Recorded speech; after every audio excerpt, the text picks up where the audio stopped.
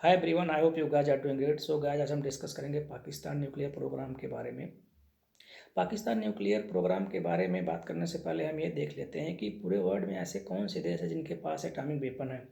अगर हम देखें तो पूरे वर्ल्ड में ऐसे 9 स्टेट हैं जिनके पास एटॉमिक वेपन और उसकी टेक्नोलॉजी है। तो अगर हम देखें तो इसमें यूनाइटेड नेशन सिक्योरिटी काउंसिल के 5 जो परमानेंट मेंबर हैं, यूनाइटेड स्टेट, चाइना, रसिया, फ्रांस और ग्रेट ब्रिटेन, इनके पास न्यूक्लियर वेपन है। इन लोगों के अतिरिक्त जो है इंडिया, पाकिस्तान, इसराइल और नॉर्थ कोरिया के पास भी एटॉमिक वेपन है और उसकी टेक्नोलॉजी है। तो अगर हम देखें कि पूरे वर्ल्ड से न्यूक्लियर डिसआर्मामेंट का होना बहुत ज़रूरी है, इसी दिशा में एक तरीके से न्यूक्लियर नॉन प्रोलिफरेशन ट्रीटी और कम्प्रिहेंसिव टेस्ट बैन ट्रीटी एक तरीके से डिफरेंट देशों के द्वारा साइन की जाती है। एक तरीके से फिर न्यूक्लियर सप्लायर ग्रुप की भी स्थापना की जाती है, जो कि स्पेशली न्यूक्लियर मटेरियल और उसके इन्वेस्टमेंट प्रोसेस की जो भी फैसिलिटी है उसको एक तरीके से एक्सपोर्ट ना हो पाए, इसीलिए न्यूक्लियर सप्लायर ग्रुप की भी स्थापना की जाती है। अगर हम हिस्टोरिकल पर्सपेक्टिव की बात करें तो हम देखेंगे कि पाकिस्तान एटॉमिक एनर्जी कमीशन की स्थापना 1956 में हो जाती है और कनाडा के एक तरीके से सहयोग से वहाँ पे कंडू टाइप के प्रेशराइज हैवी वाटर रिएक्टर लगाए जाते हैं और वहाँ पे एक तरीके से पीसफुल न्यूक्लियर एनर्जी का काम चालू हो जाता है। उसके बाद हम देखते हैं कि एक तरीके से इंडिया पाकिस्तान वार होता है 1965 में और उसमें पाकिस्तान बुरी तरह हार जाता है। उसके बाद से पाकिस्तान में एक तरीके से डिमांड उठती है कि क्यों ना एक तरीके से एटॉमिक वेपन का टेस्ट किया जाए, क्योंकि अगर एक डिटरेंस की पॉलिसी रहेगी तो बहुत अच्छा होगा पाकिस्तान के लिए, क्योंकि एक फ्रंट टू फ्रंट बैटल में पाकिस्तान कभी भी इंडिया को डिफीट नहीं कर पाएगा। तो इन्हीं सब चीज़ों को देखते हुए पाकिस्तान में एक तरीके से डिमांड उठी कि पाकिस्तान को एक तरीके से परमाणु बम बनाना चाहिए। तो एक तरीके से फिर ये सब सारी चीज़ें जब हो रही थी तो उसी में जो है 1971 का एक वार होता है इंडिया पाकिस्तान के बीच में, और उस वार में स्पेशली जो बांग्लादेश है वो लिबरेट हो जाता है और बांग्लादेश का एक तरीके से स्वतंत्र हो जाता है इंडिया के सहयोग से। तो उसमें हम देखते हैं कि जैसे ही बांग्लादेश लिबरेट होता है पाकिस्तान से, तो पाकिस्तान में एक तरीके से वहाँ की सरकार के ऊपर पब्लिक का प्रेशर बहुत ज़्यादा हो जाता है कि पाकिस्तान को एटॉमिक वेपन बनाना चाहिए।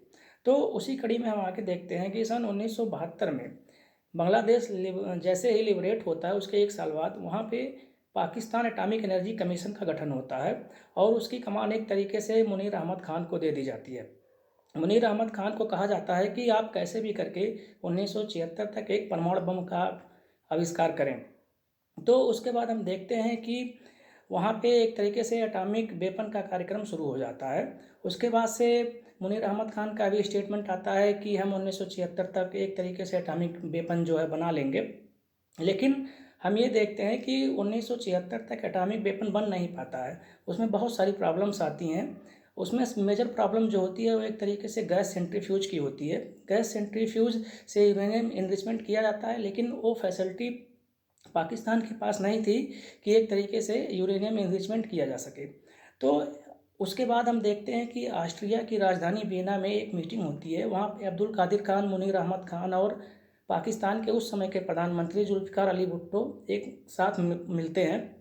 तो उसके बाद उसमें हम देखते हैं कि वहाँ पे डिस्कशन होता है कि कैसे पाकिस्तान न्यूक्लियर वेपन का जो प्रोग्राम है उसको बढ़ाया जा सके। फिर उसके बाद हम देखते हैं कि अब्दुल कादिर खान को यूरोप से पाकिस्तान लाया जाता है। एक तरीके से पाकिस्तान में खान रिसर्च लेबोरेटरी का गठन किया जाता है। उसके बाद जो है एक तरीके से न्यूक्लियर वेपन की जो जिम्मेदारी होती है वो स्पेशली जो है अब्दुल कादिर खान को दे दी जाती है।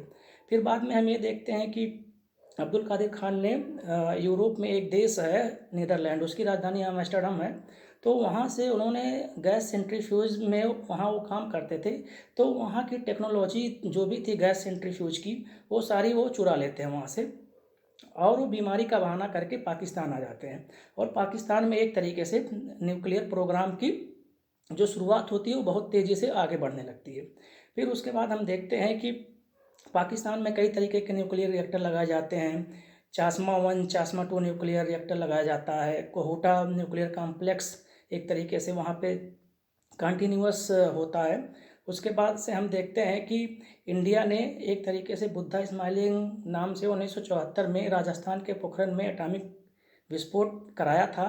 तो उसके बाद से इंडिया ने फिर 1998 में जो है ऑपरेशन शक्ति नाम से एक और परमाणु बम और हाइड्रोजन बम दोनों का ही एक तरीके से विस्फोट कराया था वहाँ पे।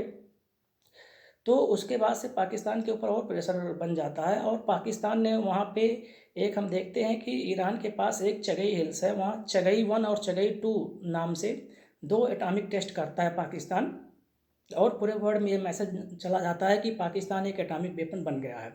तो उसी कड़ी में हम बात करें तो अब्दुल कादिर खान का नाम बहुत ज़्यादा आता है एक तरीके से न्यूक्लियर ट्रेड के लिए। अब्दुल कादिर खान ने क्या किया कि न्यूक्लियर की जो टेक्नोलॉजी थी उसको नॉर्थ कोरिया को, लीबिया को एक तरीके से बेच दिया, और उन्होंने नॉर्थ कोरिया को बेचते समय नॉर्थ कोरिया से कहा था कि हम आपको परमाणु की टेक्नोलॉजी दे रहे हैं, लेकिन इसके बदले में हमें एक तरीके से बैलिस्टिक मिसाइल की टेक्नोलॉजी आप लोगों से चाहिए। तो इस तरह से नॉर्थ कोरिया से पाकिस्तान ने बैलिस्टिक मिसाइल की टेक्नोलॉजी भी ली। अभी रिसेंटली पाकिस्तान और चाइना के बीच काफ़ी ज़्यादा सहयोग चल रहा है। चाइना जो है काफ़ी हद तक न्यूक्लियर रिएक्टर पाकिस्तान में लगा रहा है। चाइना और पाकिस्तान की न्यूक्लियर डील भी साइन हुई है। तो उसी कड़ी में हम देखते हैं कि जब ये सब सारी चीज़ें हो रही थी अब्दुल कादिर खान के द्वारा, तो वहाँ पे पूरे वर्ल्ड को एक मैसेज जा रहा था कि अब्दुल कादिर खान एक तरीके से बहुत ज़्यादा इन्वॉल्व हैं न्यूक्लियर एक्सपेंशन को लेके। और उसके बाद हम देखते हैं कि कैसे अब्दुल कादिर खान ने ईरान को भी न्यूक्लियर बम बनाने की टेक्नोलॉजी एक तरीके से बेच दी थी।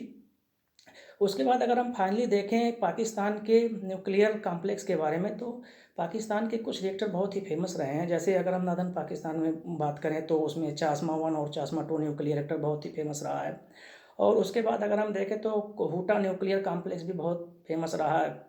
और उसके बाद अगर हम देखें तो वहाँ का काहूटा न्यूक्लियर कॉम्प्लेक्स बहुत फेमस रहा है। उसके बाद हम देखें तो नेलोर यूरेनियम इनरिचमेंट सेंटर भी वहाँ पे बहुत एक तरीके से कामयाब हुआ है। और खुशाब न्यूक्लियर कॉम्प्लेक्स का भी बहुत ज़्यादा योगदान रहा है पाकिस्तान के एटॉमिक वेपन प्रोग्राम में। अगर हम देखें पाकिस्तान के बारे में तो हम देखते हैं कि पाकिस्तान ने एनपीटी पे अभी तक साइन नहीं किया है। पाकिस्तान ने कम्प्रिहेंसिव टेस्ट बैन ट्रीटी पर भी साइन नहीं किया है। पाकिस्तान न्यूक्लियर सप्लायर ग्रुप का भी एक मेंबर नहीं है। चाइना हमेशा से कहता है कि पाकिस्तान न्यूक्लियर सप्लायर ग्रुप का मेंबर बनना चाहता है, लेकिन सबसे पहले जो है एक तरीके से पूरे वर्ल्ड के द्वारा पाकिस्तान का विरोध किया जा रहा है। अगर हम ये चाह रहे थे कि अगर इंडिया को न्यूक्लियर सप्लायर ग्रुप का मेंबर बनाया जाए तो पाकिस्तान को भी न्यूक्लियर सप्लायर ग्रुप का मेंबर बनाया जाए। ये स्टेटमेंट देते हुए चाइना हमेशा से इंडिया का एक तरीके से अपोज करता है।